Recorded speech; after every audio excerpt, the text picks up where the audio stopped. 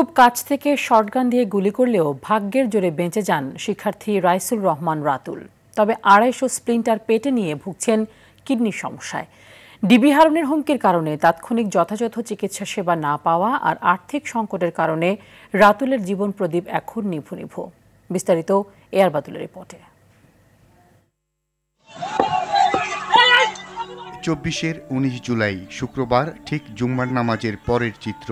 Nawab Habibullah model school and কলেজের শিক্ষার্থী Raisul Rahman রাতুলকে Uttara BNS সেন্টারের সামনে থেকে কোমরের বেল্ট ধরে নিয়ে যাওয়ার চেষ্টা করেন দুই পুলিশ সদস্য। যেতে না চাইলে রেগে গিয়ে তাকে গুলি করেন একজন।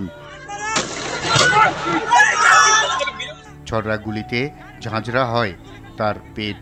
সহযোদ্ধারা তাকে রিকশায় তুলে নিয়ে যায় হাসপাতালে।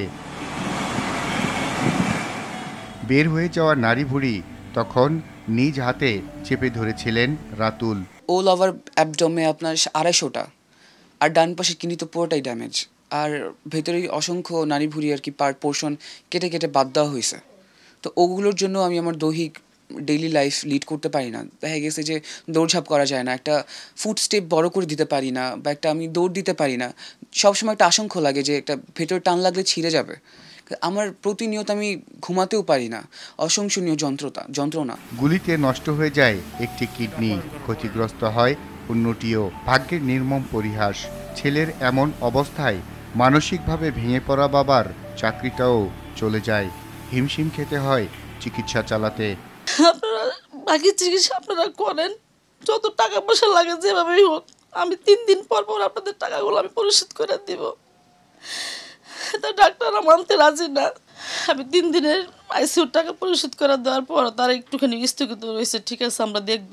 এখানেই শেষ নয় নির্মমতার। হাসপাতালে যমদূতের মতো হাজির হয়ে চিকিৎসা দিতে বাধা দেন ডিবি হারুন। চেষ্টা করেন তুলে নিয়ে যেতে। ডিবি হারুন তার 2-3 জন আর কি সহকারী নিয়ে আইসিইউর ভেতরে ঢুকে। তো আমার বোনের সামনে সে বলতেছে ডক্টরকে যে ওদেরকে গুলি করছি মেরে ফেলার জন্য, আপনারা কি ট্রিটমেন্ট কেন দিচ্ছেন, আমাদেরকে হ্যান্ড ওভার করেন।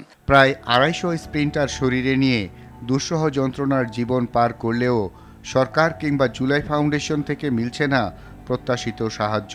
জুলাই ফাউন্ডেশন আমাদের শুধু ওষুধের টাকাটা আর আমরা যে আইসিইউতে ছিলাম সেই টাকাটার আমরা কাগজপাতি জমা দিচ্ছি, কিন্তু আমরা কাগজপাতি জমা দিচ্ছি 6-7 মাস হয়ে গেছে, কিন্তু আমরা এখন এগুলো পাচ্ছি না। তাই সুচিকিৎসার পাশাপাশি গাইদের কঠোর শাস্তি চায় পরিবারটি। এখন আমি চাই সরকারের কাছে এটাই, আমার ছেলে সুস্থ থাকুক, ভালো থাকুক, আমার ছেলের যে সুচিকিৎসা হয়, আমার ছেলে যে কোনো ব্যবস্থা করে দেয় তারা। এআর বাদল, RTV, ঢাকা।